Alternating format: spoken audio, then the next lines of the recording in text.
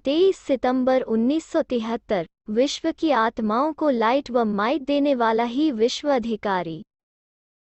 क्या आप अपने ऊंचे से ऊंचे बाप की ऊंची स्थिति पर सदा स्थित रहने वाली स्वयं को श्रेष्ठ आत्माएं समझकर हर कर्म करते रहते हो? जैसे बाप के बारे में गायन है, ऊंचा तेरा नाम, ऊंचा तेरा काम और ऊंचा तेरा धाम। इसी के अनुसार क्या आप अपने को भी बाप समान ऊंचे नाम और ऊंचे काम करने वाली विशेष आत्मा समझते हो? यह ध्यान रखते हो कि एक भी व्यर्थ अथवा साधारण संकल्प उत्पन्न न हो। इसको कहा जाता है ऊंची स्थिति। क्या आप अपने को ऐसी ऊंची स्थिति वाला अनुभव करते हो? जब तक वेस्ट संकल्प, बोल या कर्म है तब तक बेस्ट नहीं बन सकते। या तो बेस्ट, श्रेष्ठ है, या फिर वेस्ट, व्यर्थ है। जैसे दिन है तो रात नहीं, रात है तो दिन नहीं, वैसे ही जहाँ वेस्ट होता है वहाँ बेस्ट नहीं बन सकते। तो बेस्ट बनने के लिए वेस्ट को खत्म करना पड़ेगा। जब वेस्ट खत्म हो जाएगा तब अनुभव करेंगे कि आत्मा कैसा भी कार्य करते हुए, कैसे भी वातावरण अथवा परिस्थिति में रहते हुए और हंगामे होते हुए भी वो रेस्ट में है। जैसे आजकल साइंस वाले अपनी साइंस की नॉलेज के आधार पर कैसे भी दुख के समय एक इंजेक्शन द्वारा अल्पकाल के रेस्ट का अनुभव कराते हैं ना? वैसे ही कितनी भी आवाज और कितना भी तमोगुनी वातावरण हो, लेकिन साइलेंस की शक्ति से वेस्ट समाप्त होने के कारण बेस्ट स्थिति में स्थित होने से सदा रेस्ट अनुभव करेंगे, अर्थात सदा अपने को सुख और शांति की शैया पर आराम करता हुआ अनुभव करेंगे। जैसे यादगार का चित्र भी है सागर में, जहाँ लहरों की हलचल होती है तो सागर में होते हुए, सांपों की शैया होते हुए भी, अर्थात वातावरण व परिस्थिति दुखमय होते हुए भी, सांप तो खदाई अर्थात काटने वाला होता है ना, आराम का अनुभव करेंगे। तो इसका भाव यह है कि ऐसी परिस्थितियां, ऐसा वातावरण जो काटने वाला हो, हिलाने वाला हो और अपने विष द्वारा मूर्छित करने वाला हो, लेकिन ऐसे वातावरण को भी सुख शांति की शैया बना दे, अर्थात आराम का स्थान बना दे, अर्थात आत्मा सदा अपने रेस्ट में रहे। तो जैसा यादगार चित्र है, क्या वैसे ही प्रैक्टिकल जीवन में अनुभव करते हो? शीतलता में शीतल रहना कोई बड़ी बात नहीं है। आराम के साधनों में आराम से रहना यह भी साधारण बात है, लेकिन बेआरामी में आराम से रहना, इसको कहा जाता है पद्मापद्म भाग्यशाली। तो ऐसे विषय सागर के बीच रहते हुए 5 विकारों को अपने आराम व सुख और शांति की शैया बनाना है, अर्थात अभी से विकारों के ऊपर सदा विजयी बन सदा ज्ञान के मनन और बाप के मिलन में मगन रहना है। जो ऐसी स्थिति में स्थित हैं, अर्थात सदा मगन है, वो ही सदा निर्विघ्न है। मगन नहीं तो जरूर कोई विघ्न है। अब विघ्न आपके ऊपर वार करने से हार गए हैं, या आप भी विघ्नों से हार खा जाते हो? अब तक भी हार खाते रहना, क्या यह हो सकता है? यह तो असंभव है ना। अभी हार खिलाने वाले हो या कि खाने वाले हो? अगर स्वयं निर्विघ्न बने हो तो बनने वालों का कर्तव्य क्या है? कोई तो अब बन रहे हैं, कोई बन गए हैं। जो बनने वाले हैं वो अपने में ही बिजी हैं, क्योंकि जब तक स्वयं न बने तब तक औरों को बनाने में यथाशक्ति ही कार्य कर सकते हैं। लेकिन जो बन गए हैं उनका क्या कर्तव्य है? उनका कर्तव्य है दूसरों को बनाना। तो बना रहे हो न? तो क्या पहले चैरिटी बिगिंस एट होम है, अर्थात अपने साथियों को भी बनाया है? वे साथी आपके कौन से हैं? जो ब्राह्मण परिवार के साथी हैं, तो उन अपने साथियों को आप समान बनाने के बाद फिर बाप समान बनाना है। लेकिन पहली स्टेज में यदि उन्हें आप समान बनाओ तो भी बहुत है। तो जो बने हैं उनका कर्तव्य क्या है? उनका स्वरूप अभी कौन सा होना चाहिए? किसी ने उत्तर दिया, विघ्न विनाशक। अच्छा, विघ्न विनाशक कैसे बनेंगे? किस रूप से संहार करेंगे जिससे सहज ही विश्व की सेवा कर सको? वो रूप कौन सा है? वो है डबल लाइट और माइट हाउस का। डबल क्यों कहा? क्योंकि आपको दो कार्य करने हैं। किसी को मुक्ति का रास्ता बताना है और किसी को जीवन मुक्ति का रास्ता बताना है। एक ही रास्ता नहीं बल्कि दो रास्ते दिखाने हैं और हर एक आत्मा को अपने अपने ठिकाने लगाना है। तो जो बने हैं उनका स्वरूप अब डबल लाइट और माइट होना चाहिए ताकि एक स्थान पर होते हुए भी चारों ओर अपने लाइट और माइट के आधार से भटकी हुई आत्माओं को ठिकाना दे देवें। तो क्या इस कार्य में बिजी हो? अब लाइट और माइट दोनों का बैलेंस होना चाहिए। सिर्फ लाइट से भी काम नहीं होगा और सिर्फ माइट से भी काम नहीं होगा। दोनों का बैलेंस जब ठीक होगा तब सब अंधों की औलाद अंधों को, शास्त्रों में भी कौरव संप्रदाय के लिए गाया हुआ है, ना कि अंधों की औलाद अंधे हैं। अपनी लाइट और माइट के द्वारा कौन सा वरदान देंगे और वे वरदान में क्या प्राप्त करेंगे? डिवाइन इंसाइट अर्थात उन्हें तीसरे नेत्र का वरदान दो। वैसे भी नेत्र दान सबसे श्रेष्ठ दान कहा जाता है। नेत्र नहीं तो जहान नहीं। सबसे बड़े से बड़ा जिया दान कहो या वरदान कहो या महादान कहो, वास्तव में वो यही है। तो अंधों को डिवाइन इंसाइट या तीसरे नेत्र का दान दो जिससे कि वो मुक्ति और जीवन मुक्ति के ठिकाने को देख भी सकें। अगर वे देखेंगे नहीं तो फिर पहुंचेंगे कैसे? इसलिए डबल लाइट और माइट हाउस बन, दोनों का बैलेंस ठीक रख हर आत्मा को तीसरे नेत्र का वरदान दो। यह है श्रेष्ठ आत्माओं का कर्तव्य। सिर्फ अपने प्रति ही लाइट और माइट है तो अपने साथियों को और विश्व की सर्व आत्माओं को महादान दो और वरदान दो।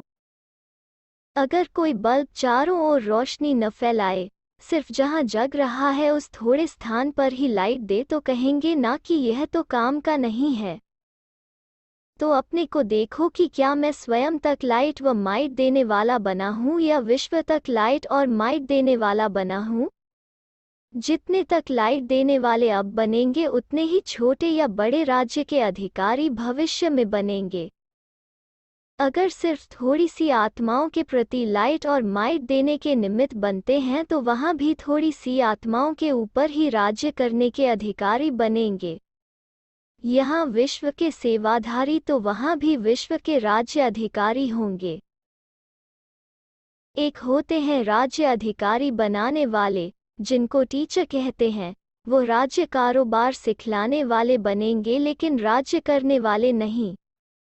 अब आप सिखलाने वाले बनेंगे या करने वाले बनेंगे? वहाँ सतयुग में भी निमित्त मात्र पढ़ाते तो होंगे ना? राज्य कारोबार सिखलाने वाले शिक्षक जो होते हैं उसको राज्यधारी कहते हैं परंतु राज्य अधिकारी नहीं। या तो राज्यधारी बनेंगे या फिर राज्य अधिकारी। लेकिन अधिकारी वो बनेंगे जो अभी से अपने स्वभाव, संस्कार और संकल्प के अधीन नहीं बनेंगे। जो अभी भी अपने संकल्प के अधीन होता है तो क्या वो अधिकारी हुआ? वो संकल्पों के भी अधीन हुआ ना? तो इसलिए अब संकल्पों के भी अधीन नहीं, स्वभाव और संस्कार के भी अधीन नहीं होना है। जो अब से इन सब के अधिकारी बनेंगे वो ही वहाँ राज्य अधिकारी बनेंगे। अब हिसाब निकालो कि कितना अधीन रहते हैं और कितना अधिकारी रहते हैं। फिर उसकी रिजल्ट से स्वयं भी अपने भविष्य का साक्षात्कार कर सकते हो, अर्थात अपने आप को परखने के आईने में अपने वर्तमान और भविष्य 21 जन्मों के लिए हमारे फ्यूचर के फीचर्स क्या होंगे वो भी देख सकते हो। आप अपने 21 जन्मों के फीचर्स भी देख सकते हो अगर आपका अपने आप को परखने की शक्ति का आईना इतना पावरफुल हुआ तो। उस आईने में तो सिर्फ वर्तमान देख सकते हैं, भले कितने भी पावरफुल शीशे हों जिस द्वारा बहुत दूर की चीज को भी देख सकते हैं, लेकिन वह भी है तो इस दुनिया का ही ना, उससे भविष्य को तो नहीं देख पाते। लेकिन आप लोगों को परखने की शक्ति का आईना इतना पावरफुल मिला है जिनसे न सिर्फ भविष्य एक जन्म को अपितु 21 जन्मों को देख सकते हो, और फिर 21 जन्मों के आधार पर, भविष्य पद के आधार पर अपने पुजारीपन के पाठ को भी देख सकते हो। तो ऐसा पावरफुल आईना जो बाप दादा द्वारा प्राप्त हुआ है, क्या उनमें देखते रहते हो? अपने को क्लियर देख सकते हो कि देखने के लिए किसी और की जरूरत है? त्रिकालदर्शी को और कोई की आवश्यकता होती है क्या? त्रिकालदर्शी तो दूसरों के भविष्य को भी जान सकते हैं। तो क्या आप अपने भविष्य को नहीं जान सकते? त्रिकालदर्शी बने हो कि एक दर्शी बने हो?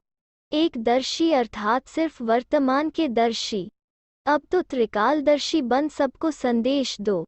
जब एक दर्शी बन संदेश देते हो तो 1% ही रिजल्ट निकलती है। त्रिकालदर्शी बन संदेश दो तो 3 हिस्सा रिजल्ट तो निकल ही जाएगी, अर्थात 75% रिजल्ट होगी। अब है 25% रिजल्ट। तो अब क्या करेंगे? सभी पांडव सेना की विजय का झंडा लहराएंगे? फिर क्या करेंगे? दोनों ही लहराएंगे ना? यह झंडा लहराना तो सहज है, चाहे एक के बजाय 100 लहरा दो। हर एक अपने एरिया में जितने चाहे लहरा दे। लेकिन इस झंडे के लहराने का अर्थ क्या है? विजय का झंडा लहराना। जो अब मिलकर तन मन और धन सब लगा रहे हो, वो किस लक्ष्य से? क्या सिर्फ शिव के चित्र के झंडे लहराने के लक्ष्य से? अब लक्ष्य यह रखो कि सब मिलकर अपनी राजधानी पर विजय का झंडा लहराएंगे और सब पर विजय पाएंगे। देखो, विश्व का मुख कौन सा है? अखबार, पर्चे और मैगजीन। अब विश्व के मुख द्वारा बोलते तो रहते हैं ना? लेकिन चुप हो जाएं। मार न सको तो कम से कम मूर्छित तो करो। मूर्छित वाला भी बोलेगा तो नहीं ना? अब यह रिजल्ट आउट होनी है। राख कौन बनते हैं और कितने बनते हैं, और कोटों में से, लाखों में से एक कौन निकलते हैं, वो भी देखेंगे। लेकिन यह होगा कैसे? इसके लिए 2 बातें छोड़नी है और एक बात धारण करनी है। 2 बातें कौन सी छोड़नी है? 2 मत को छोड़कर एक मत धारण करनी है। लेकिन 2 मत होती क्यों है? एक मत से 2 मत में आने का कारण क्या है? 2 बातें छोड़नी क्या है और एक बात धारण क्या करनी है? छोड़नी है एक तो स्तुति और दूसरी परिस्थिति। क्योंकि एक तो कोई परिस्थिति के कारण डगमग होते हैं और दूसरे स्तुति में आने से स्थिति नहीं बनती है। तो इसलिए स्वस्थिति को धारण करना है और स्तुति और परिस्थिति, इन दोनों बातों को छोड़ना है। संकल्प से भी छोड़ना है। परिस्थिति के कारण स्वस्थिति नहीं होती है और स्तुति के कारण स्थिति नहीं होती। तो इसलिए स्तुति में कभी नहीं आना। अगर यहाँ अपनी स्तुति का संकल्प भी रखा तो आधा कल्प से जो स्तुति होनी है उसमें 100 गुना कट हो जाता है, क्योंकि अब की अल्पकाल की स्तुति सदा काल की स्थिति को कट कर देती है। इसलिए अब परिस्थिति शब्द भी नहीं कहना और स्तुति का संकल्प भी नहीं करना। जितना निर्माण रहेंगे उतना निर्माण का कार्य सफल होगा। अगर निर्माणता नहीं तो निर्माण नहीं कर सकते। निर्माण करने के लिए पहले निर्माण बनना पड़ेगा। इसलिए एक स्लोगन सदा याद रखना, कोई भी कार्य हो, कोई भी सर्कमस्टांस सामने हो, लेकिन सदैव जैसे अज्ञान काल में कहावत है कि पहले आप अर्थात दूसरों को आगे बढ़ाना, स्वयं को आगे बढ़ाना है। स्वयं का झुकना ही विश्व को अपने आगे झुकाना है। इसलिए सदैव 1-2 में यही वृत्ति, दृष्टि और वाणी रहे कि पहले आप। यह स्लोगन कब भूलना नहीं। जैसे बापदादा ने कभी भी संकल्प व बोल में व कर्म में यह नहीं दिखलाया कि पहले मैं। सदैव बच्चों को पहले लाए, इस दृष्टि व वृत्ति को आगे रखा। इस प्रकार फॉलो फादर करने वाली हर आत्मा इस बात में फॉलो फादर करेगी तो सफलता 100% गले की माला बनेगी। अगर पहले आपकी बजाय पहले मैं यह संकल्प भी किया, अगर एक आत्मा ने भी यह संकल्प किया व वाणी और कर्म में भी लाया, तो मानो सफलता की माला का एक मनका टूटा। माला से एक मनका भी यदि टूट जाता है तो सारी माला पर प्रभाव पड़ता है। इसलिए स्वयं को तो इस बात में पक्का करना ही है, लेकिन स्वयं के साथ साथ संगठन को भी इस पाठ में व इस स्लोगन में सदा सफल बनाने के प्रयत्न में रहना है, जिससे विजय माला का एक मनका भी अलग न होने पाए। जब ऐसा पुरुषार्थ करेंगे व यह कार्य करेंगे तब विजय का ही झंडा अपनी राजधानी के ऊपर खड़ा कर सकेंगे। पाठ बजाने के पहले रिहर्सल, ड्रेस और मेकअप आदि किया जाता है, तभी पाठ सक्सेसफुल होता है। तो ऐसे सजे सजाए एवरेडी बन जब स्टेज पर आएंगे तो सबके मुख से हियर हियर का आवाज़, वंस मोर की आवाज़ निकलेगी। क्या तैयारी के साथ यह भी तैयारी कर रहे हो? सिर्फ स्थूल तैयारियां करने में तो बिजी नहीं हो गए हो? पहले अपनी ड्रेस तैयार करो और फिर मेकअप का सामान तैयार करो। मेकअप करना अर्थात स्थिति में स्थित होना, क्या यह भी तैयारी कर रहे हो? क्या इनकी भी मीटिंग करते हो? ज़्यादा मीटिंग में यह पॉइंट भूल न जाना। स्टॉल को सजाते सजाते समय हो जाए और स्वयं ऐसे ही खड़े हो जाओ, ऐसे होता है ना? कई सेंटर्स पर फंक्शन की तैयारी करते करते स्वयं ऐसे ही खड़े रह जाते हैं, स्वयं तैयार नहीं होते। तो यहाँ अब ऐसे नहीं करना। दान लेने वाले आ जाएं और आप उस समय सोचो कि क्या ले आवें जो बांटे, इसलिए स्टॉक पहले से ही इकट्ठा किया जाता है। उस समय इकट्ठा करने की कोशिश करेंगे तो कई वंचित रह जाएंगे। जैसे और चीज़ों का स्टॉक इकट्ठा करते हो, वैसे ही यह स्टॉक पहले इकट्ठा करना है। जिसको जो चाहिए, सुख शांति चाहिए या सिर्फ प्रजा पद चाहिए या कोई को साहूकार पद चाहिए और कोई सिर्फ सलाम भरना चाहें। विश्व महाराजन को कई ऐसे भी चाहते हैं कि जो सदैव चरणों के दास रहें। तो ऐसे भक्त जो नमन करना चाहते हों, ऐसों का भी स्टॉक भर दो। जिसको जो चीज़ चाहिए और जिस चीज़ की इच्छा हो, उसकी इच्छा अविनाशी पूरी कर सको। इस मिट्टी की दुनिया की नहीं, सोने की दुनिया की। ऐसा स्टॉक जब इकट्ठा होगा तब जल्दी अपने स्टॉक से उन आत्माओं को दे सकेंगे। क्या यह भी तैयारी की है? यह पोता मेल निकाला है या सिर्फ यही निकाला है कि हर एक जोन कितना तन धन देंगे, कितने बैनर्स और चादरें आदि देंगे, क्या यह निकाल रहे हो? लेकिन अपने मस्तक पर भी बैनर्स लगाना पड़ेगा। पहले तो अपनी मूर्त की चैतन्य प्रदर्शनी लगानी पड़ेगी, जिसमें नयन कमल सम दिखाई दे, होठों पर रूहानी मुस्कुराहट दिखाई दे और मस्तक से आत्मा की सूरत दिखाई दे। तो क्या ऐसी अपनी मूर्त को सजाया है? यह प्रदर्शनी भी तैयार कर रहे हो या सिर्फ स्टॉल की प्रदर्शनी तैयार कर रहे हो? इसका इनाम भी मिलेगा ना? आप आपस में एक दो को स्टॉल की सजावट का इनाम देंगे और बाप दादा इनाम देंगे चैतन्य प्रदर्शनी की सजावट का, इसलिए अब डबल इनाम मिलेगा। किस किस ने अपनी चैतन्य प्रदर्शनी व अपने मस्तक के बैनर द्वारा सर्विस की, उसका इनाम देंगे। अब रिजल्ट देखेंगे। रिजल्ट तो आनी है ना? 3 नंबर्स को इनाम मिलेगा, फर्स्ट, सेकंड और थर्ड। बाप दादा भी 3 इनाम देंगे। हर एक अभी से सोच रहे हैं हम फर्स्ट इनाम लेंगे, फर्स्ट में भी आ जाएंगे। अगर सब फर्स्ट में आ जाएं तो भी सौगात देंगे। इसमें क्या बड़ी बात है? जब इतने विजयी बनेंगे तो विजयी रत्नों के आगे इनाम की क्या बड़ी बात है?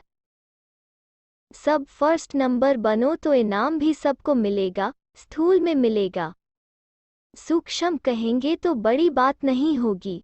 साकार सृष्टि निवासी होने के कारण साकार में भी देंगे। क्या देंगे वो अभी नहीं बताएंगे, वो उस समय प्रसिद्ध होगा। जैसी योग्यता होगी, उस योग्यता के अनुसार इनाम होगा। गोल्ड भी क्या बड़ी बात है? थोड़े समय के बाद यह सारा ही सोना आपके चरणों में आना है। विश्व का मालिक बनने वालों के लिए यह सब क्या बड़ी बात है? जो बाप दादा की सौगातें हैं ना, जितना नंबर उतनी सौगात। जितना बढ़िया सर्विस की सफलता दिखाएंगे उनको ऐसी बढ़िया सौगात मिलेगी। बाकी स्टॉल की सजावट का इनाम यह दीदी दादी देंगी और वो बाप दादा देंगे। दिलासा नहीं है, प्रैक्टिकल में देंगे। अच्छा, ऐसे सदा विजयी, सदा सफलता मूर्त, सदा स्वस्थिति से, सदा हर परिस्थिति का सामना करने वाले, सदा निर्माण बन विश्व नव निर्माण करने वाले और कदम कदम पर एक बाप की याद में एक मत हो, एक का नाम बाला करने वाले श्रेष्ठ आत्माओं को बाप दादा का याद प्यार और नमस्ते।